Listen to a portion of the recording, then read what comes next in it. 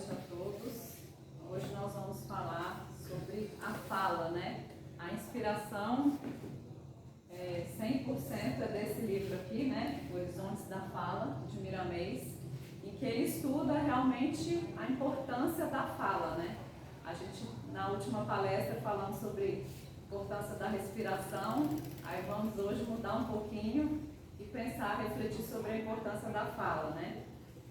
Então é um livro do Espírito Miramês e psicografado pelo João Nunes Maia. E é muito interessante que quando esse livro foi recomendado num grupo, né, que eu participei, né, mediúnico, que era fundamental que o grupo refletisse sobre a mensagem desse livro. E eu não conhecia, né, Miramês tem muitas obras, essa é uma que eu nunca tinha ouvido falar. E aí eu tive a vontade, eu falei, vou comprar e vou ver o que o mentor do grupo tanto queria, né, que houvesse uma reflexão sobre o tema, né. E aí, quando a gente pega o livro, já aqui, né, nessa parte aqui do livro, ele fala o seguinte: a primeira reação do leitor ao concluir a leitura deste livro é o silêncio. Silêncio profundo, uma vontade imensa de fazer o tempo voltar e falar de forma diferente, muita coisa que os amigos e companheiros já ouviram. A segunda reação é a ação rápida no sentido de mudar a forma de conversar, de se comunicar. Com este livro aprendemos os segredos da comunicação entre os seres de todos os reinos da natureza. Então, esse livro, de fato, se você começa a ler sobre a fala, sobre a importância da fala, sobre o que ela representa energeticamente, espiritualmente, fisicamente, aí você realmente se respira fundo, sabe? E toda vez que a gente vai conversar com alguém, parece que ele te dá um alerta de falar assim, tem utilidade?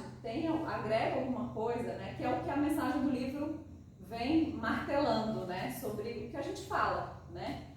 E a importância que, assim como os pensamentos, que a gente já refletiu sobre isso aqui algumas vezes, assim como os pensamentos têm matéria, a fala é o pensamento materializado. Ele é mais perene até do que um pensamento. Então ele vem trazendo isso, a fala não se perde, né? O que a gente falou está falado. Então, então ele traz a gente para um compromisso maior. E quando ele fala a importância, os segredos da comunicação entre todos os reinos da natureza, ele tem 81 capítulos, né? Então ele tem capítulo do que o Mestre Jesus ensinou sobre a fala, ele tem capítulo sobre como a mãe deve conversar com o filho, como o pai deve conversar com o filho, como você deve falar, né, no ambiente de trabalho. Aí ele tem um capítulo que é como conversar com as plantas, como conversar com os animais, como conversar com as células.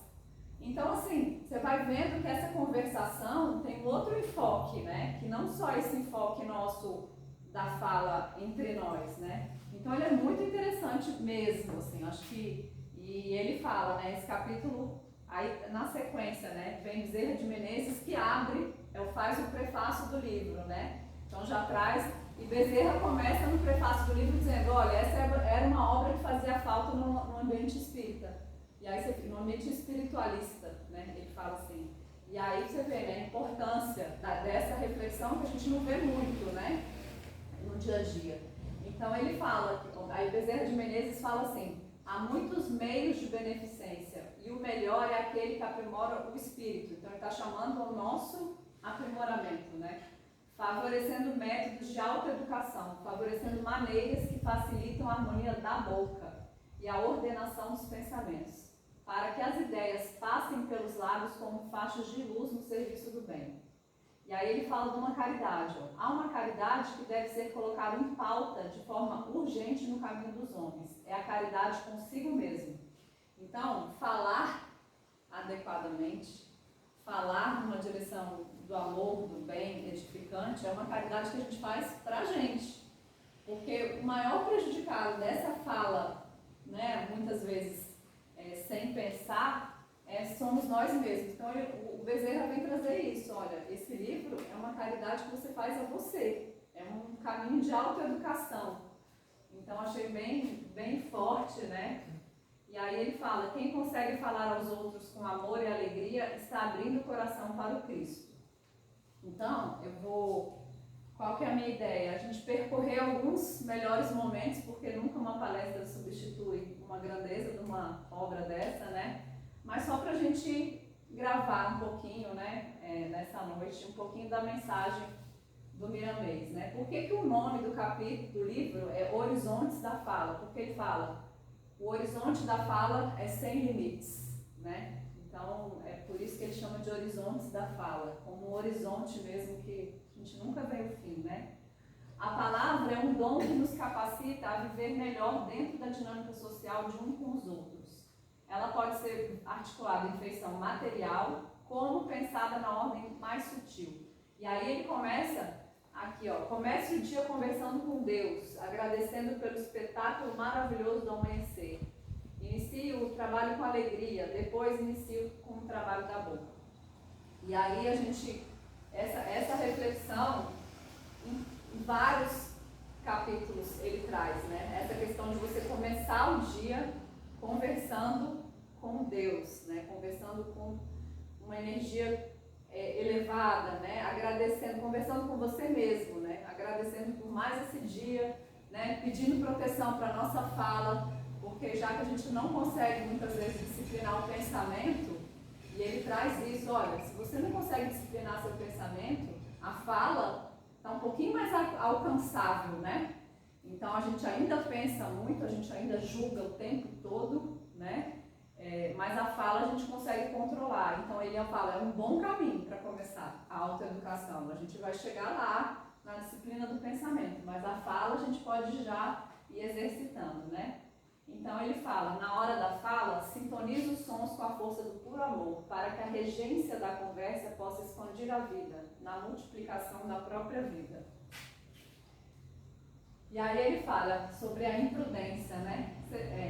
Eu achei muito interessante, porque às vezes muita gente fala assim, ó, eu prefiro falar do que ficar com isso aqui entalado na minha boca, né? Então é melhor falar do que isso virar uma doença. E nenhuma vez ele corrobora com isso, né? Ele fala, não fale, né? Se você tem algo de ruim para falar, desarmonizado, grosseiro, violento, que fira, né, a pessoa, não fale, fique entalado. É bem isso assim, ele deixa bem claro. Então ele fala, se porventura a imprudência quiser se manifestar por intermédio da tua boca, sopra em direção à terra sem nada dizer.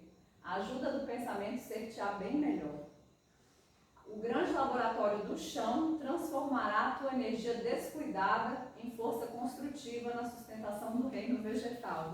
Então, joga para o chão aquilo que você pensou e sabe que não deve falar, joga para o chão e deixa o reino vegetal assimilar essa energia, né? E aí ele fala, dota a tua conversa desde cedo de cuidado, sem cansar quem te ouve, sem demonstrar cansaço de tua parte.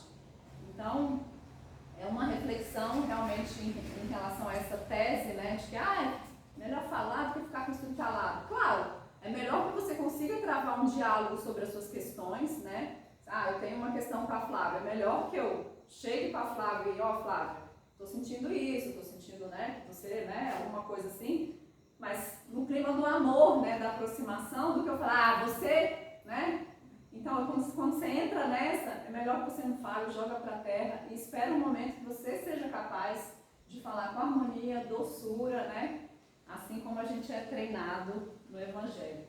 Aí esse trecho, eu acho que todo mundo conhece, da famosa Água da Paz, né, de Chico Xavier, que Chico sempre tinha aquele caos, que ele falava que no centro onde ele estava, em volta do grupo lá dele, começava um monte de discussões e ele já não sabia mais o que falar, né? Porque sempre era um com intriga com o outro com um quer esse problema, outro problema da água, da luz, não sei o que, né?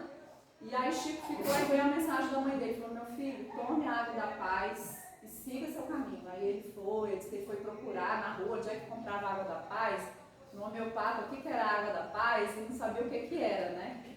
E aí no dia seguinte ela explicou, ela deu o receituário, que ele falou, mãe, eu não encontrei a água da paz. Aí ela falou, quando alguém lhe provocar irritações, pegue um copo d'água do pote, beba um pouco e conserve o resto na boca. Não jogue fora nem engula. Enquanto durar a tentação de responder, deixe-a banhando na língua. Esta é a água da paz. Então, Miramês sugeriu jogar para a terra e alimentar o reino vegetal. A mãe de Chico Xavier recomendou botar um gole de água na boca e segurar, até que você, né, consiga não reagir. Então, é tudo para a gente receber alguma ideia de como fazer, mas cada um vai ter o seu segredo, né? E aí ele vai falando dessa dimensão energética da fala, né? Que eu achei bem interessante. Ele fala assim: Deus fez o verbo para que pudéssemos trocar energias que por vezes nos faltam nas lutas de cada dia. Já observaste que quando trabalhas em excesso, procura sempre com quem conversar? Então a gente está lá desgastado, né? Passou aquele dia, aí a gente sai, né? Eu pelo menos, né? Saio, aí eu vou lá procurar alguém para falar alguma coisa. E aí a gente acha que é para espairecer, né? E ele fala: não, é porque te falta algo que está no outro. São cotas doáveis de alma para alma. Nisto sentimos no céu e na terra, Deus em nós, na expressão da amizade que sai como raios de imenso sol de amor. Então, assim, é tão lindo, né? Essa fala que a gente fala, mesmo despretensiosa, né? De entre amigos, né? Ele fala, são cotas de amor que o amigo está dando para você, né? Porque nessa troca energética você se refaz, e não necessariamente pelo que o amigo fala, de edificante, de iluminado, né? Mas por essa troca de amizade mesmo, né? De troca. Então, isso é um aspecto que só isso já vale a gente refletir também sobre o que a gente fala. Aí eu peguei esse trecho de Emmanuel, em Vinha de Luz, que fala exatamente a mesma coisa que Miramês, né? Emmanuel fala assim, os elementos que... Só que Emmanuel fala com uma linguagem jamais... O Miramês é uma linguagem bem gostosa. A Laísa, minha filha, quando pegou esse livro lá em casa, ela falou, nossa mãe, estou devorando, né? Eu falei assim, não, então, realmente a linguagem ela ainda não entende algumas questões, mas a linguagem do livro é mais acessível. No Miramês, o Emmanuel já requer um respiro fundo, né? Então, o Emmanuel fala assim, os elementos psíquicos que exteriorizamos pela boca são potências atuantes em nosso nome, fatores ativos que agem sobre nossa responsabilidade em plano próximo ou remoto, de acordo com as nossas intenções mais secretas, né? Então ele fala que o que a gente está falando, né, realmente são potências atuantes em nosso nome sobre nossa responsabilidade, né? Então, mais uma vez, trazendo isso, né? A fala não é uma mera fala, ela tem uma carga energética. E cada vez mais por que a gente vem aqui refletir sobre isso, né? Porque a gente vai percebendo, né? Quando a gente fala uma palavra que desmotiva, ela não é só uma palavra que desmotiva, ela tem uma carga energética, né? Ou ela derruba ou ela eleva, né? Então é importante a gente ir refletindo. E aí tem aquele provérbio que casa com tudo que a gente está falando, né? Há 3 coisas que nunca voltam atrás: a flecha lançada, a palavra pronunciada e a oportunidade perdida. Então a palavra lançada não volta atrás, e a gente pense nisso, né? E aí, ainda no primeiro capítulo, ele fala, nunca fales ferindo, mesmo que o descuido dos outros te fira, né? Nunca fales com nervosismo, mesmo que a intolerância dos outros te inquiete. Nunca fale com tristeza, mesmo que a melancolia dos outros se aproxime de ti. Então a gente tem essa tendência, né? Chega um e fala, eu tô cansado, não, tô com esse problema. Aí você, eu também. Quando você vê, tá todo mundo, né? Então ele fala, vigia, né? Mesmo que o outro esteja desanimado, tenta entrar numa faixa mais elevada, né? Mesmo que alguém te fira, porque você não entra na... né? Bota a água da paz, joga pro chão, mas não segue, né? Não segue no padrão que você está recebendo. E aí, a gente lembra, né, de um trechinho do Evangelho, que ele fala assim, a caridade moral consiste em se suportar uns aos outros, e é o que menos fazeis nesse mundo inferior onde estáis encarnados no momento. Há um grande mérito, crede-me, em saber se calar, para deixar falar no mais tolo. E ainda aí está um gênero da caridade. Saber ser surdo, uma palavra de zombaria escapa de uma boca habituada a escarnecer. Eis o mérito, não de humildade, mas de caridade, porque não adotar os erros de outrem é caridade moral. Então, Bezerra de Menezes lá no comecinho falou, né, que educar a fala é uma caridade consigo mesmo. E o Evangelho traz a mesma questão. Educar a nossa fala é caridade moral. Então, a gente, às vezes, se cobra, né, por não ter espaço para exercer a caridade do jeito que a gente queria, mas a gente é um poço o tempo todo de trabalho, né? O tempo todo. E aí, outra dica, né? Tem a água da paz, jogar para a terra, e ele ainda dá um terceiro conselho, né? Se a cada vez que você falar, você se conscientizar de que o pai e o filho estão nos ouvindo também, é certo que usarás a trava na língua, afinarás as cordas vocais e dinamizará o pensamento para que a fala seja uma música, senão uma orquestração da vida, cumprindo assim a tua missão de conversar com os outros. Aí tem aqui Jesus, ó, ouvindo, né? Então, assim, como a palavra não se perde de fato, né? E ela está gravada no nosso perispírito, assim como os nossos pensamentos estão gravados. Então, se a gente tiver esse exercício, né, de que tudo que a gente está falando está sendo ouvido, né? Talvez não, se a gente não conseguir mentalizar assim, não por Jesus, mas pelas pessoas que estão em volta da gente, já é uma grande responsabilidade, né? E aí a gente vai para o capítulo 2, que ele chama de palavras mortas, né? E eu achei muito interessante. Primeiro porque ele traz um texto da Bíblia, né, de Mateus, que ele fala assim: logo depois, aproximando-se dos que estavam ali, disseram a Pedro: verdadeiramente és um deles, porque teu modo de falar o denuncia. Então, assim, de fato, né, como a gente fala e o que a gente fala nos denuncia, nos deixa claro ao redor de nós quem somos, né? E aí, olha só como o Miramês bota uma responsabilidade. Ele fala assim, ó, vigia o que você fala como fazes com teu filho recém-nascido. Ele bota um peso assim, ó, como você cuidaria do seu filho, vigia a tua fala. Vigia a tua fala como costumas fazer com teu soldo de difícil aquisição, né, com teus bens. Mas, né, vigia a tua pronúncia como observas o que come todos os dias. Então, às vezes, a gente tem disciplina no que se alimenta, disciplina para cuidar das nossas coisas, dos nossos bens, né, fechar a nossa casa bem fechadinha, cuidar, né, de limpeza e tal. E ele está dizendo, do jeito que você faz com tudo isso, o seu filho, faça com a sua fala também. Aí por isso que eu falo que traz uma responsabilidade, né, do silêncio mesmo, né, porque se a gente, se é esse o peso, né. E aqui uma coisa bem interessante do efeito sobre a nossa aura, né. Então a gente sabe que a gente, antes de ser corpo, a gente é espírito. E que a gente é uma energia ambulante, né? A gente pode pensar essa foto, né? Acho que representa muito bem o que a gente é.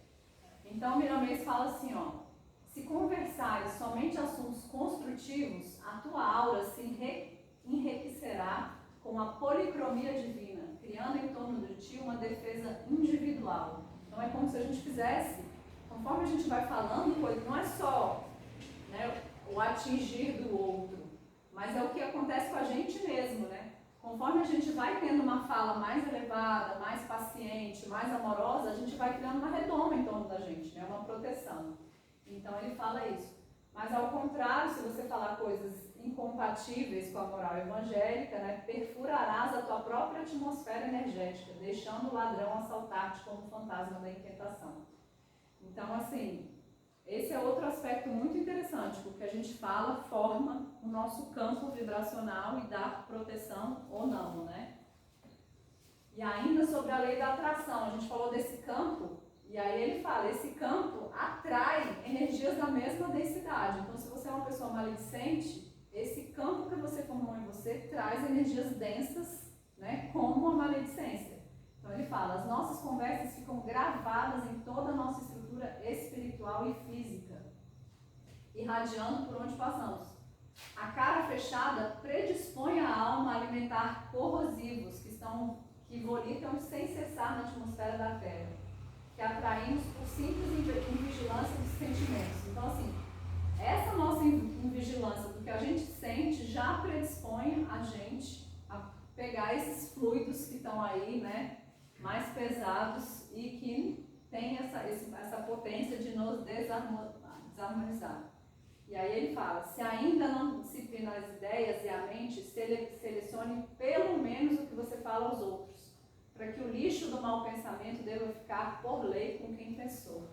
Então é isso, né?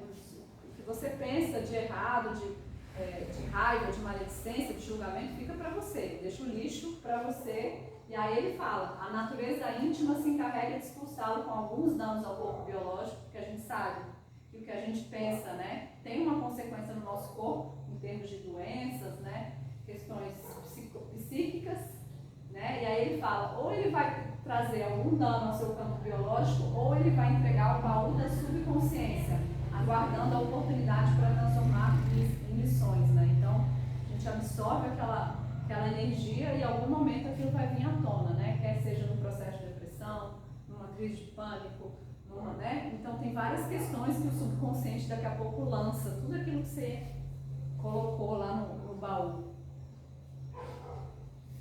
E aí ele fala, né, alguns efeitos físicos. A palavra educada de um iniciado faz vibrar com grande vigor os centros de força, que acionam as glândulas internas na segregação de vários hormônios, garantindo o bem-estar indizível. Então aqui ele começa a dizer o seguinte, que uma pessoa com a sua palavra, ela tem o poder de acionar nos outros a cura, né? Só com o que ela fala, uma pessoa fala, ela pode, né, ativar todos os seus chakras e te harmonizar de uma maneira indizível. Eu tive uma experiência, estou tendo várias experiências dessas ultimamente, não sei, eu tenho ouvido algumas palestras e conforme eu vou ouvindo, a palestra me toca tanto que eu começo a entrar num estado assim, sabe, de harmonia, de felicidade, um negócio assim que eu... Aconteceu já 2 vezes, eu começo assim, sabe, tipo, caramba, a grandeza do universo, eu falo assim, foi a palavra do cara, do palestrante, né, consegue atingir em você ali, né, e ativar em você coisas maravilhosas, né, e se a gente pensar que Jesus veio pela palavra, né, pregar o que seria o reino dos céus, a gente mais uma vez você fala, caramba, realmente, a importância. Então ele fala, nunca subestime um bom dia, né? Toda harmonia agradável ao espírito, né? Mesmo que a gente não tenha nada de bom para falar, um bom dia com energia verdadeira é muito potente. E aí ele fala assim, algumas dicas, né? Começa observando os outros homens falando. Lê livros, estuda, medita. Então assim, eu não consigo ainda dominar minha fala, não consigo me controlar. Quando eu vejo, pum, falei, né? Quando eu vejo, pum, xinguei. E aí ele fala, começa, né? Com algumas etapas, lendo livros, né? Fazendo esse imprint, observando pessoas que falam bem, estuda, medita. E aí ele fala uma coisa bem interessante, né? Por vezes você mesmo vai rejeitar isso. Né? Você já teve? Você assim, a gente sai daqui, aí a gente sabe que não é pra fazer fofoca. Mas passa alguém ali, aí você olha, né, pro que está do seu lado e você fala assim, né? Não vou falar. Quando você vê, pum, falou. Uma coisa que não agregava em nada falar. Era uma mera fofoca, uma mera maledicência, né? E ele fala que isso é comum, né? Por vezes você mesmo vai rejeitar a reforma na fala. Você sabe que não é para falar, mas você fala. Aí ele fala, o seu corpo não está acostumado com a música harmoniosa, palavras livres de exagero, discórdia, vingança, ódio, porque isso são padrões, né, que a gente vai assimilando. Esse da maledicência as pessoas não percebem, eu tenho certeza, né, ou o negativismo, né, tem pessoas que não percebem, que elas já chegam, tudo é horrível, tudo é horroroso. Olha a densidade, né, daquele pensamento. Então ele fala, talvez você ande acostumado com a maledicência, com a atmosfera das reclamações. De certa forma, você foi instruído por você mesmo nessa escolha de ilusões. Cabe a ti, meu filho, educá-lo com perseverança. Então, assim, tem outro caminho, meu filho. Cabe a ti, você que se educou para ser maledicente, para ser negativo, para ser pessimista, e o dever de casa é seu, não é de ninguém mais, né? Então, essa é a reflexão.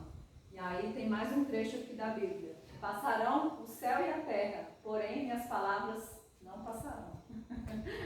As palavras vão ficar. E aí ele traz uma pergunta, né? Se a gente veio para a Terra, a gente fala que a Terra é a escola da vida. Isso aqui que a gente está aqui, o mundo real é o plano espiritual, isso aqui é uma grande escola que a gente veio para melhorar. E aí ele fala, por que a gente, então, se a gente sabe disso, a gente arruma tanta distração para não se educar, né? Então ele fala, falamos para aprimorar a fala e ajudar no entendimento das leis. Falamos para estabelecer em nós uma harmonia cósmica, um ritmo de vida unicelular, de grande influência no metabolismo. Quanto mais as conversações girarem em moldes e cadências elevadas, mais bem-estar produzirão. Aí eu estou acabando. Tinha conversação com as plantas que eu li e adorei, porque eu sempre converso, dou nome para minhas plantas, dou bronca porque elas não floriram, né? E aí ele fala que a conversação com as plantas, de fato, o que vale é o amor, que elas assimilam a energia e não tanto, né, o que você quis dizer. Mas tem esse aqui que eu achei bem interessante, que é a conversação com as nossas células. Eu acho muito poderoso, a gente sabe disso, mas não exercita tanto, né? Então, ele começa dizendo, ó, isso aqui é um desenho da nossa célula humana, né? Cheio de pedaços, cheio de funções, o DNA aqui, né? Dá para dar uma aula inteira só sobre a célula humana, né? Mas o que ele quer dizer aqui é o seguinte, ele fala, a citologia moderna nos mostra a célula como uma pequena vida, com determinações próprias na formação do corpo. Então a gente sabe que as células formam os nossos tecidos, né? Formam todo o nosso corpo físico.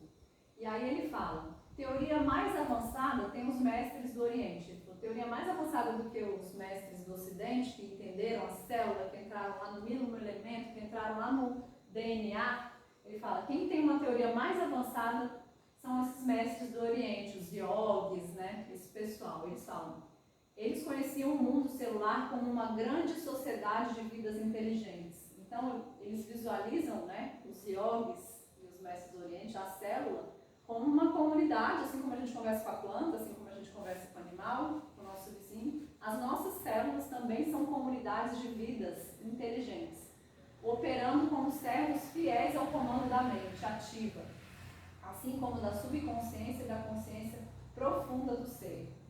E não ficam só na teoria, os mestres do Oriente não ficavam só na teoria, eles davam comandos à mente instintiva do órgão enfermo para que fossem transmitidas às células enfermas. Então ele vai dizendo, né, que é uma sociedade de vida de células inteligentes que estão comandadas por quem? Pela nossa mente e o nosso subconsciente, né? E aí ele continua, se as células recebem ordens no seu trabalho permanentemente, então existe comunicação entre elas e o comando, né? Então as nossas células, elas são treinadas para várias funções. Se a gente comanda, né, o nosso corpo físico comanda as funções da célula, significa que elas têm um comandante. E que não é só para os comandos físicos, né? E aí ele diz, você pode dar o comando, pois tu és o dirigente supremo do teu agregado celular. E aí como é que você faz isso? E ele diz, né? Uma fé robusta, com firmeza na sabedoria, dá ensejo ao corpo a curar a si mesmo, bem como se libertar de hábitos inferiores e vícios indesejados que tanto fazem padecer a alma. Então, é muito interessante, a gente, cada vez mais, por exemplo, a gente vem aqui e a gente vem sendo treinado aqui nessa casa espírita, cada vez que a gente vem aqui, né? Vós sois deuses, vós pode fazer tudo que eu faço e muito mais, né? Aí vem Miramês e fala, você pode se curar, só que a gente tem que exercitar. Então ele manda, nesse capítulo, exercitar isso. Então eu tenho alguma enfermidade, que eu comande com fé o meu corpo a refazer aquela questão que está ali, né, no corpo. Então a gente pode, aí ele fala com uma fé robusta, é um comando permanente, a gente tem que de fato, né, não é não é um dia, né? Divaldo tem um companheiro que ele conta que ele estava na cadeira de rodas e ele começou dia após dia a comandar o corpo, né? Vai reconstruir essa vértebra, vai não sei o que, e vai, mas era todo dia, ó, pá, com fé. Ele passava os 3 meses, ele começou a andar de volta. Ele reconstruiu o corpo dele, né? Aquele tecido que estava lesionado. E tantos outros casos que a gente já ouviu, né? De um comando. E aí, por que ele fala firmeza na sabedoria? Porque ele comenta, né? A gente tem doenças causadas por questões nossas, nossos pensamentos errados, vícios, alimentação errada. Então, não adianta ter fé robusta e continuar com a conduta que te adoece. Né? Então, para você se curar, você tem que entender um pouco mais, assim, entender qual é a causa daquela doença, né? Ter sabedoria para estancar algumas condutas que te levaram ao adoecimento. Bem, eu acho que a intenção era só dar uma pincelada, é muita coisa. E eu pensei da gente concluir com a prece que ele traz. O último capítulo do livro é uma prece para que a gente faça, né, em relação à nossa fala. Aí eu pensei da gente concluir com essa prece. Tá bom? Querem falar alguma coisa antes de eu colocar a prece? Querem falar alguma coisa engraçada, né? Deus é tão sábio que fez a gente com 2 ouvidos e uma boca, né? É um ditado tão antigo que as pessoas falam tanto. E realmente, a boca precisa de freio mesmo, né? E essa canalização, né? É educação mesmo para a fala, né? A gente passa uma vida sem perceber tanta coisa que você precisava de ter falado, ou que você falou e aquilo voltou para você mesmo, né? Se você tivesse só ouvido, talvez te pouparia de outras coisas. Exato. E aí eu fico chamando sempre assim, né? Que eu falo, quando você falou, tá falado, né? Mas que a gente também possa, né? Fazer aquela trilha, né? De se perdoar pelo que errou e seguir firme, né? E de não pequei mais, né? Então, também não é uma desmotivação em relação a tudo que a gente fez, né? Com certeza. E vocês querem dizer alguma coisa? Esse capítulo gerou debate lá em casa, entre os adolescentes também, porque... quem mais gosta de falar? Porque a discussão era, né? Na minha sala o pessoal tem todo mundo tem a mente fechada em relação a várias coisas, né? Ou pensam numa direção muito estrita, né? Em relação, por exemplo, religião, só é certo se for assim, né? E aí dá muito debate, muita coisa. Eu falo assim, não, mas vamos refletir, né? Um pouco mais sobre isso. Nem sempre a gente vai numa conversa convencer o outro do que a gente acha certo, né? Mas não quer dizer que aquela pessoa não tenha tantas coisas interessantes para agregar, né, pra gente, né? Pode ser que não no campo da religião, mas possa agregar no campo do esporte, no campo, né, de várias outras coisas. Então, foi um debate bem interessante também, o tema, né, da fala. Essa questão da fala, ela já é debatida por várias religiões há um bom tempo, né? E tanto é que ela citou o exemplo do macaquinho, né? Na verdade você falou, né? Dos olhos, mas essa figura do macaco, assim e assim, é antiga, assim como os maias trazem de outra forma, assim como os hindus trazem de outra forma também, né? E tem um canal, eu não sei se você conhece, deve ter visto, Caminhos da Luz, né? Agora eu não me recordo quem foi que comentou aqui que a questão da comida, que quando o ser é mais, quando a gente passa por uma parte mais evoluída, o nitrogênio, que é o que nos mataria aqui hoje, é o que nos servirá de alimento. Lá na frente, você não é aqui, é direto, né? E eu acho muito bacana também, você pode observar em quem tem um relacionamento mais longo, digo assim, marido e mulher, pai e filho, essas coisas, que às vezes a comunicação, porque a fala é a comunicação. Você fala, mas a comunicação ela pode ocorrer de várias formas, ela vai mudando de acordo com a evolução. Né? Eu acho legal você ver como que quando a pessoa solta aqui de lá, não precisa nem terminar, que já pegou lá na frente. Né? E isso eu acho que onde a gente vive, no plano, no órgão como a gente vive, eu acho que é a evolução máxima da comunicação. Você pegar o pulo que o cara quer dar lá na frente. Né? E a conversação que ele fala, a fala não é só essa conversa material, né? Tanto o que a gente fala com a célula, com a gente mesmo, e essa, né, é uma conversação assim, que a gente já faz por conexão já, né, adquirida. É verdade. Bem, então eu não vou fazer a prece, porque eu acho que na voz de outra pessoa fica melhor do que na minha. Eu vou botar essa prece que está aqui no livro, que é o último capítulo, só para a gente refletir. Ver se você abre. E uma outra colocação, um outro adendo que eu faria é a questão da fala raciocinada, que é coisas que a gente quase não vê.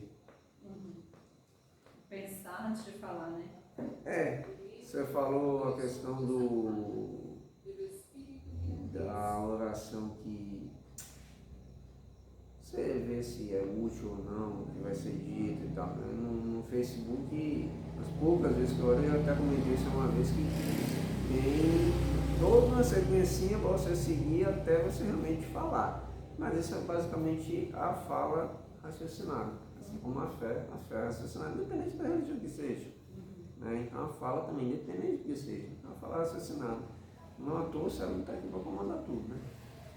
Com certeza. Quando a gente, né, não sabe o que falar, a gente eleva o pensamento e fala, meu Deus, me guia, porque eu mesma não tenho ideia nenhuma, né? E como vem, né? É o raciocínio que ainda pede o apoio do alto. De João Nunes Maia. Lição 81. Prece da boca. Deus de bondade imensurável, compadece-te de mim, que te falo da terra, do modo como converso com os homens. Eu sei que tu me conheces mais do que os outros, mais que eu mesma, porém, o impulso de te pedir é mais forte que o silêncio, é mais impetuoso que os instintos que passam por mim. Eu sou, de certa forma, uma escrava que a mente usa sem piedade para alimentar o corpo e para os seres humanos se entenderem. Eu sou a boca. Quantas palavras, Senhor, pronuncio sem querer, pois o hábito hipnotizou meus recursos de dicção e falo por vezes sem sentir. Deus, permite que eu possa melhorar. Sempre no percurso do dia, falo o que não quero, e o que quero não falo. Por que isso, meu Pai? Eu preciso melhorar, eu quero melhorar.